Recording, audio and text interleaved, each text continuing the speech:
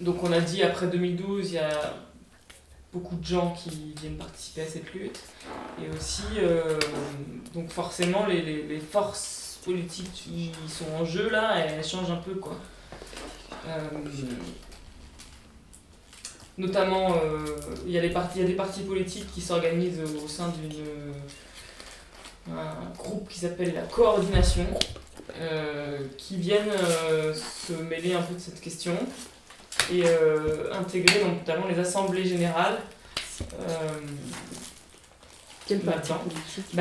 Ça, beaucoup de monde viennent viennent d'où se mêler de ça. Donc il y a les Verts, je sais pas, Attaque, il y a même eu Bérou. Il y a le Modem. Non. Il y a même Dupont-Aignan, Non. officiellement. Mais on jamais vu, Je veux dire, tous ces gens ne mettent pas les pieds sur la ZAD, mais ils se font représenter au travers de quelques personnes. Surtout que par exemple, il y avait eu des conflits très forts avec les Verts qui avaient énormément condamné la lutte notamment des occupants les années auparavant, quoi. Donc il y a un opportunisme politique, c'est sûr, qui arrive par ce bout-là.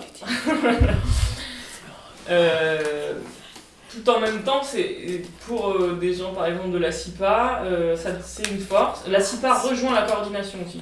Donc c'est une association de citoyens, mais ils sont en discussion. Une de leurs outils de lutte, c'est la pression sur les élus et les personnages politiques, quoi. Eh bien, eux, ils sont assez contents, en fait, je pense. Ils sont en discussion, en tout cas, avec la coordination. Ils prennent des positions en commun, s'il faut. C'est une organisation hiérarchique, c'est une association, mais c'est une organisation hiérarchique qui a des chefs et qui sont... En tout cas, dernièrement, c'est sûr, hyper présents dans les médias. Ils sont beaucoup relayés. Donc on n'est pas aussi être contre l'aéroport, ça peut être pour plein de raisons, quoi. Alors, un peu plus sérieusement, il y a eu après, à partir de 2011-2012, non, de 2012, Ouais. un groupe d'agriculteurs qui s'est appelé Copain. Ça veut dire collectif je sais plus, d'opposants paysans, je sais pas le sigle, c'est un sigle, mais ça veut quand même dire Copain. Et qui sont sans doute pour la plupart issus au début de la Confédération paysanne, mais qui sont en rupture avec ce syndicat, et qui ont envie de faire d'être vraiment contre l'aéroport et de le faire d'une manière assez directe. Et en gros, cette manière en 2012, c'est surtout de faire venir des dizaines et des dizaines de tracteurs pour s'opposer aux flics, pour faire des barricades, ou plus les enchaîner avec des chaînes comme ça.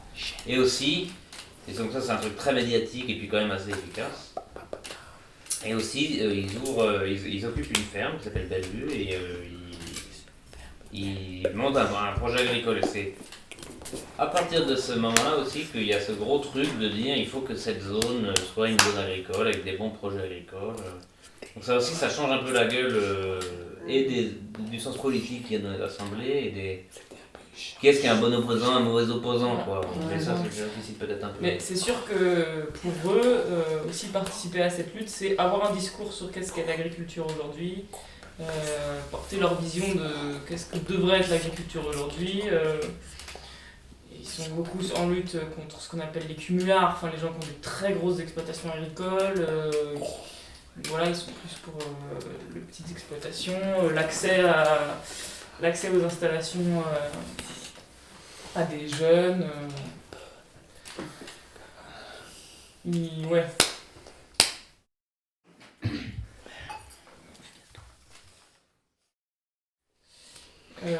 Mais tout ça fait que dans les assemblées, on se retrouve avec, ce qu'ils ont dit bien, avec des gens de sensibilité politique assez différentes, avec des intérêts assez différents, et avec des objectifs très différents aussi, quoi.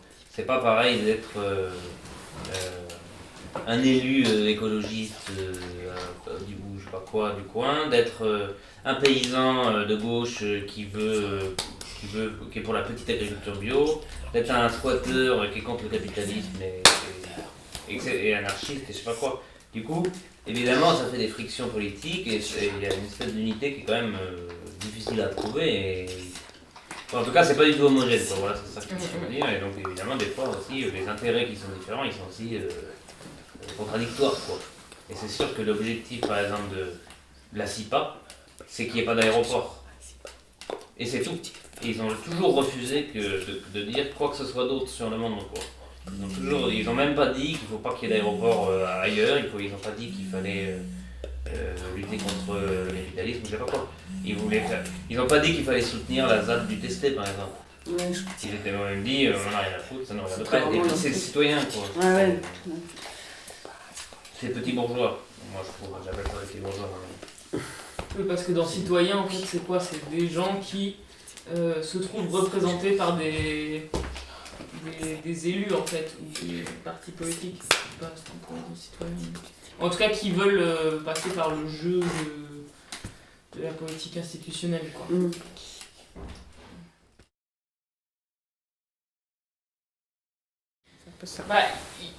Dans toutes ces années de lutte, quand même, l'avantage c'est que ça a duré longtemps, donc les gens ont eu le temps de se rencontrer, et à des moments de se rapprocher sur des objectifs communs, de partager par exemple des visions de l'agriculture, ou de se comprendre un peu, en tout cas peut-être sur ce qu'ils avaient de différent aussi.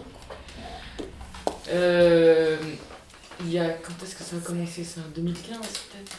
2016 est arrivée quand même la question de, notamment très vite, qu'est-ce qu'est la victoire de cette lutte? Qu'est-ce que sera la victoire de cette lutte? Et pendant longtemps, on n'a pas trop eu de réponse. J'ai l'impression que dernièrement, il y a des gens qui y voient une réponse. Donc ça pouvait être la réponse, il n'y a pas d'aéroport pour certains, mais pour d'autres, c'était pas du tout une finalité en soi. En fait, parce que de se dire, ah mais en fait on a un mouvement hyper fort, donc pourquoi aussi on n'agirait pas sur d'autres choses? Pour moi, la question, ça serait plutôt pourquoi les gens devraient partir en fait. Pourquoi il faut partir? Les gens, ils habitent là et s'ils sont venus là, pour beaucoup d'entre eux, c'était pour des raisons politiques, chacun les siennes peut-être, mais enfin, il n'y a pas vraiment. Moi, c'est la question, j'ai envie de la poser dans notre sens. Quoi. Je vois pas pourquoi les gens ils devraient partir sous prétexte qu'il n'y a pas d'aéroport. Il faudrait que maintenant ça devienne une zone comme toutes les autres, avec des paysans normaux, des tracteurs normaux, et que tout rentre dans l'ordre. Dans l'ordre, ça veut dire dans l'ordre de l'État. Et en fait, pour moi, c'est ça qui fait qu'on ne peut pas parler de victoire si c'est ça qui se produit. Mais au contraire d'une défaite.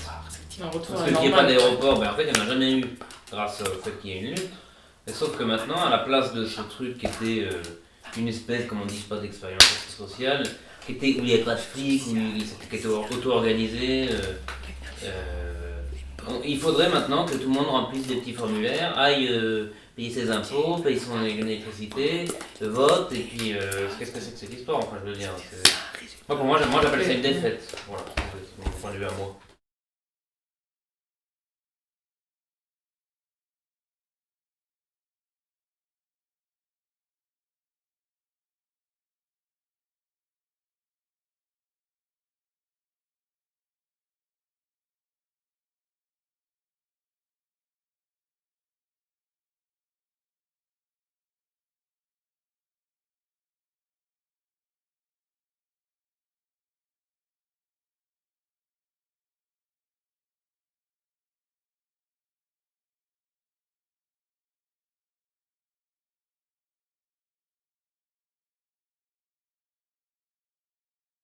En tout cas, si je peux me permettre, si on se met.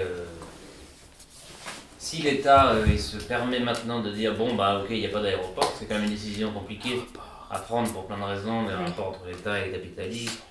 L'État il avait garanti aux capitalistes qu'il y aurait un aéroport, en fait il est obligé de dire ah bah non en fait je suis pas capable de maintenir suffisamment l'ordre pour qu'il y ait un aéroport. Donc c'est une décision qu'il n'est pas content de prendre. Mais s'il le fait, c'est aussi parce qu'il ne peut pas supporter, je pense, cette espèce de squat géant de 2000 hectares où on traite la propriété privée comme de la merde. Ça, c'est pas possible pour l'État. Et du coup, il a vu qu'il y avait ces divisions entre les gens. En même temps qu'il disait il n'y aura pas d'aéroport, il disait maintenant on va trier les gentils et les méchants. Et il disait maintenant ceux qui veulent se légaliser, on verra s'ils peuvent rester. Et tous ceux les méchants, les anarchistes, je sais pas quoi, les pouilleux, ils dégagent. Ils vont dégager et on va envoyer des flics pour les dégager. Et donc, il a commencé à poser des conditions, l'État. Dès le jour même où il disait qu'il n'y aura pas d'aéroport, il a dit par contre, il faut libérer cette route, il faut enlever les maisons qu'il y a sur cette route. Et après, il disait maintenant, on va venir avec des flics. Maintenant, vous allez remplir des petites feuilles parce qu'on veut qu'il n'y ait que des projets agricoles. Et puis, ces petites feuilles, il faut qu'elles soient individuelles et puis nominatives. Et à chaque fois, c'était l'occasion d'une nouvelle engueulade générale, je résume un peu, dans le mouvement, dans les assemblées qui sont plus du tout les assemblées du mouvement d'ailleurs. Et à chaque fois, les concessions elles étaient faites. Ce qui fait que là maintenant, il y a quelques semaines, les gens il y a une poignée de gens qui a signé, il y a 40 je crois, petites feuilles individuelles qui ont été signées. Et puis de toute façon, qu'est-ce qui s'est passé depuis qu'il y a eu l'abandon du projet d'aéroport? C'est que donc ils ont dit par exemple, vous me nettoyez cette route, sinon on va venir avec les flics. Donc les gens ils ont cassé les cabanes, viré des gens qui voulaient quand même rester là, mais bon bah tant pis, soi-disant que c'était la décision collective. Et bah, les flics ils sont quand même venus. Et donc après ils se sont occupés, ils venaient tout le temps sur la route, ils aidaient les gens à réparer la route et tout ça.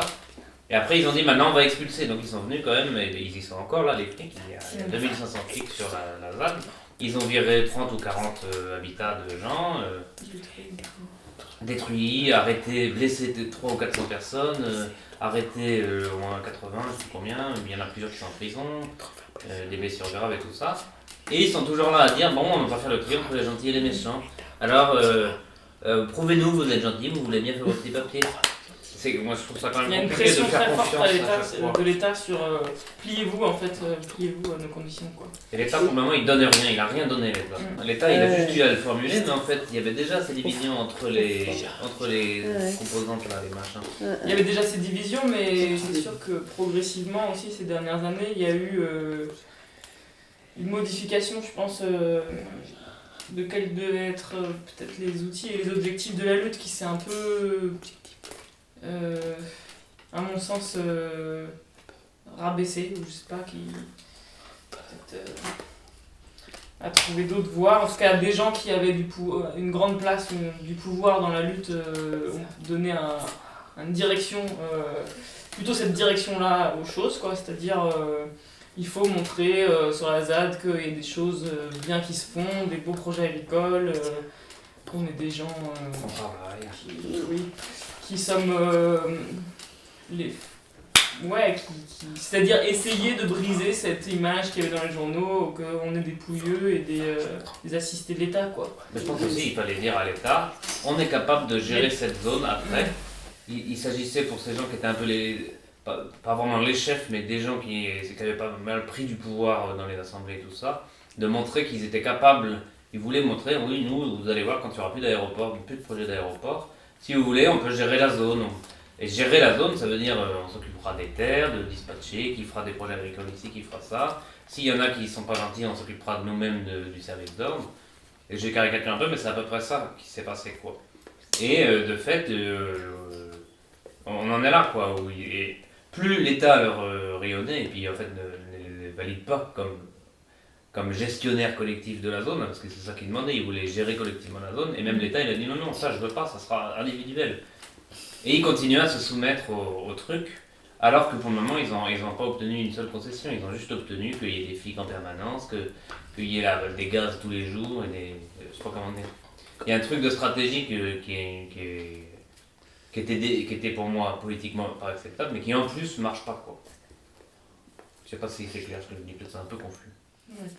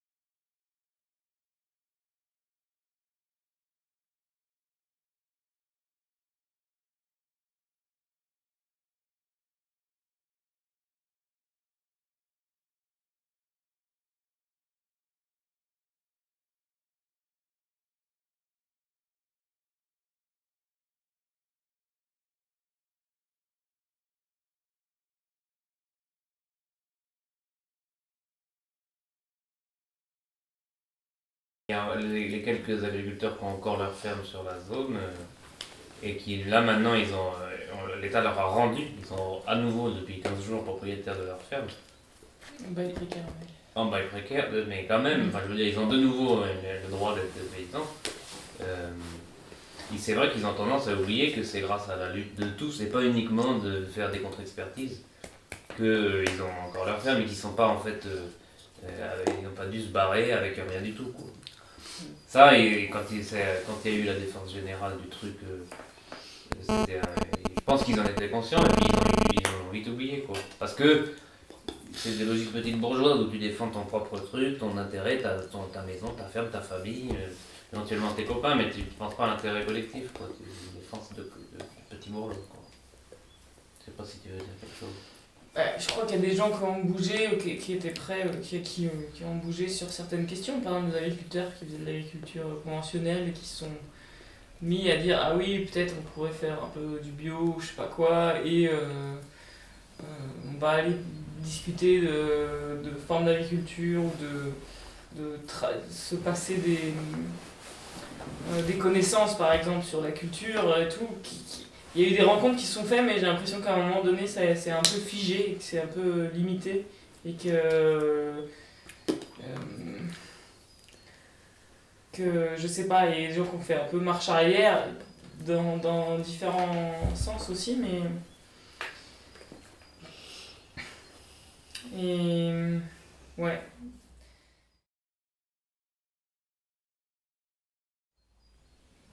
Il y a des accords qui avaient été pris de maintenir des occupations, que toutes les formes d'occupation et d'habitation sur la ZAD puissent exister et tout ça, et rester et continuer. Et toute cette question de l'expérimentation qui avait été formulée même dans des accords. Il y a un truc qui s'appelait des engagements, qui s'appelait les accords des 6 points.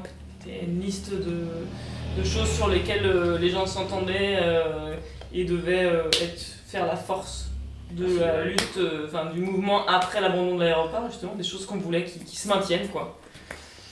Et ça, qui sont un peu... qui sont pas mal balayés, quoi. En tout cas, je crois qu'il y a eu de la part de ces gens-là, les légalistes, complètement omnubilés par la discussion, la discussion avec l'État, de devoir se dire avant toute chose, il faut qu'on montre des preuves de notre bonne volonté à l'État, avant même d'avoir rien qu'une promesse qu'il y aurait des négociations, quoi. Ils ont cru très fort à des promesses qu'il y aurait des négociations, alors que il n'y avait rien qui pouvait vraiment le prouver, quoi.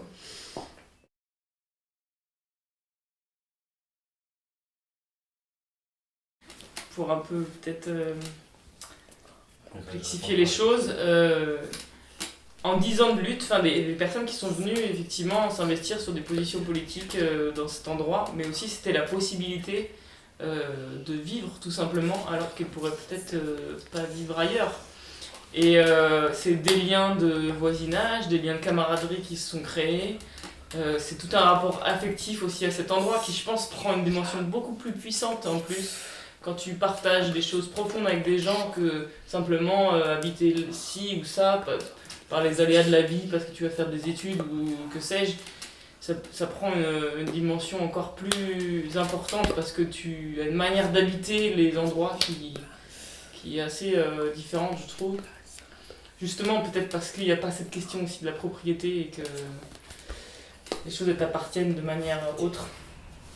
Donc ça fait que plein de gens ne comptent pas du tout partir, se sont attachés là et même pour certains se posent la question, je pense, de qu'est-ce qui vaut mieux. Est-ce qu'il vaut mieux que je puisse rester là en renonçant peut-être à certaines formes de liberté, c'est-à-dire devant me légaliser d'un certain côté, alors que bon, en fait, ça va quand même changer pas mal de choses sur ma vie si je me légalise.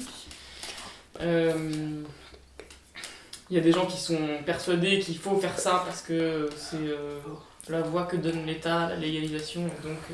c'est la seule manière de sauver... C'est la seule manière de sauver la zone.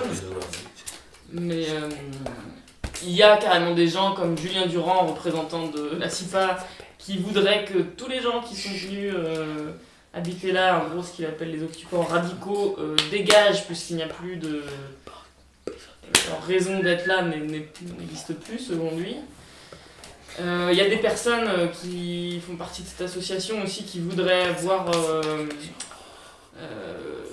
des formes d'habitat changer et avoir un jugement sur la manière dont les gens habitent et se dire ok, maintenant il faut que vous fassiez des petits hameaux avec des évacuations des eaux comme il faut, tout bien écolo, parce que en fait si on a gagné c'est aussi pour des enjeux d'écologie, des histoires de défense, la loi sur l'eau et ceci, cela. Chacun un peu subtire la couverture à soi.